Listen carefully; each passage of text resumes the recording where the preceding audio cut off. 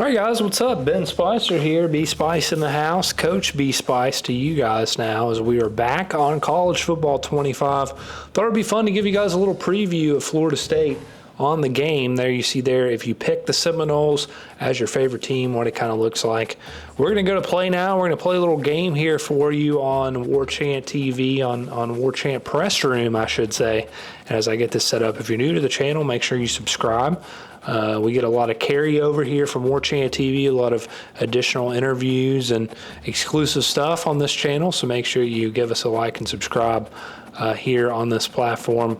Kind of looking at the Florida State uniform options, not a whole lot to choose from.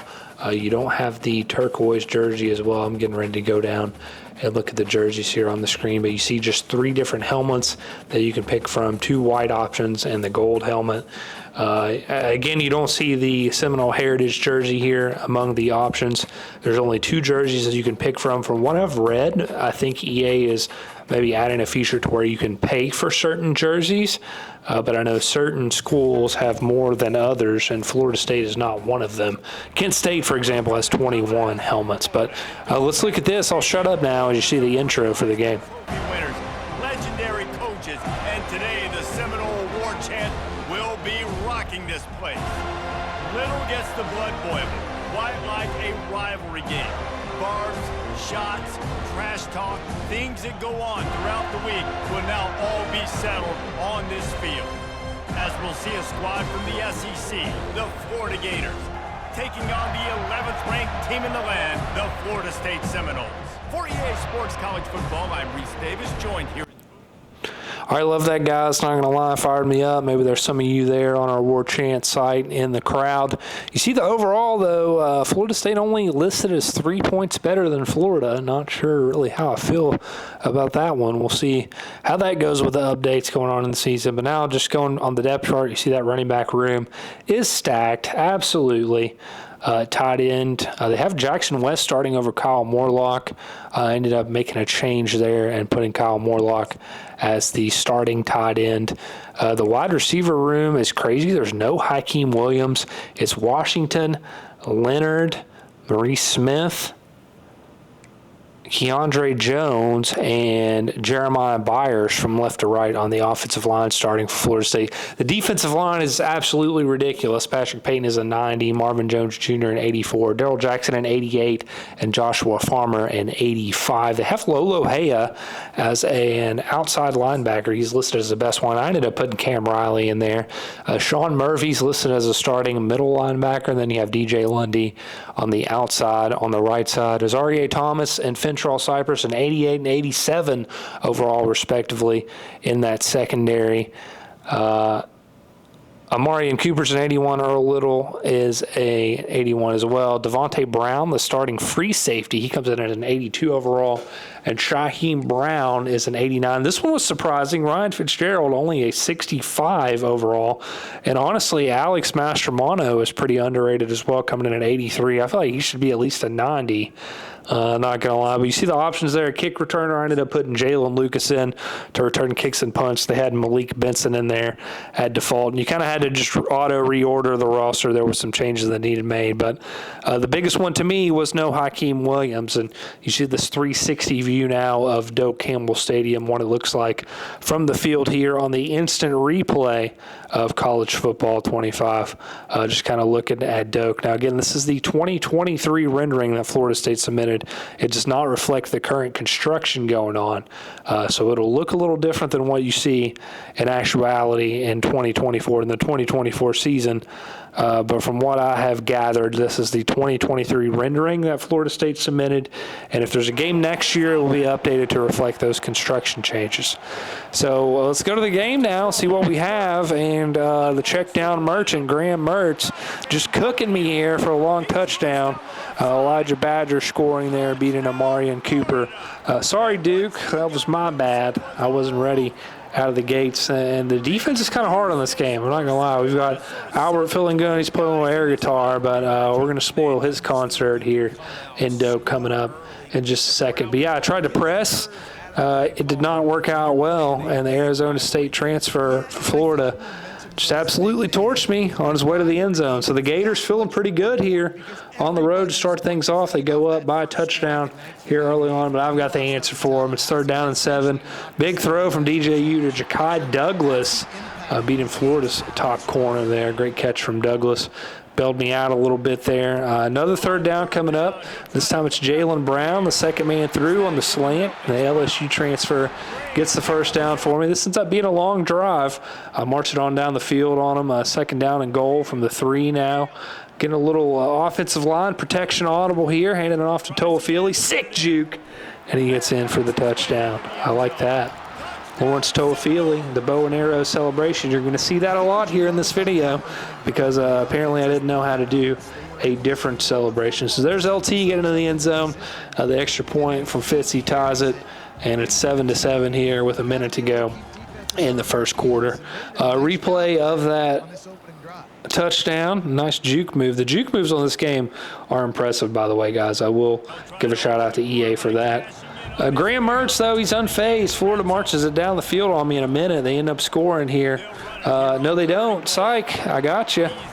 That was a 3rd down and goal, and Sean Murphy comes up with the big stop. Not going to lie, I forgot what happened there, to be honest with you guys. But here's the field goal attempt, and this is nothing more than an extra point, but Florida kicker Trey Smack cannot knock it through. He ended up missing 2 field goals in this contest, helping your boy out because I did not know what I was doing. And this video might have ended a little differently if he knew what he was doing here, but that hostile environment in Doak, I guess, just was too much for him. Nice throw on 3rd and 15 from DJU to Malik Benson. Benson, by far, my leading receiver. He was there for me throughout. Really liked him in the RPO game also.